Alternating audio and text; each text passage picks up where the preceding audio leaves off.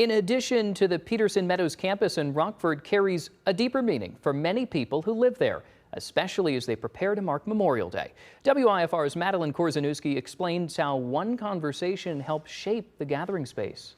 The inspiration was to have a nice gathering area for our residents outside. At Peterson Meadows in Rockford, the bocce ball court became the place to be, but not everyone could join in a match. So there was the idea of creating a patio and a gathering space that would connect the bocce ball court to the gazebo.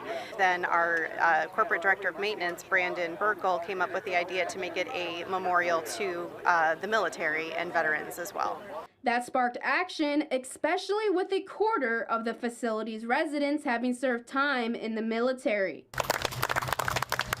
It became an opportunity to thank the veterans and to remind everyone of their commitment to their country. Developers also made sure to represent all branches of the military. We thank you and we honor you. Just when you see that, remember us. Remember each of the people that died, the ones that can't come home, that wrote out a check for everything, including their lives, which was, and those checks were cashed. We all wrote out the check. The ones that are here celebrating today are blessed because they didn't cash the check. The patio doesn't just connect the bocce ball court with the gazebo, it connects friends. Residents say it gives them comfort. I can't remember my church doing anything when I came home out of the service. It's an honor to be here at Peterson Meadows.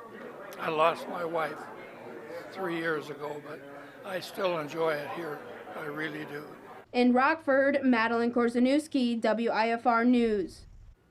Peterson Meadows staff plan to coordinate activities for residents on the patio this Memorial Day, a time to remember military members who died while serving their country. And Madeline, as a personal note, welcome to WIFR News. Still ahead.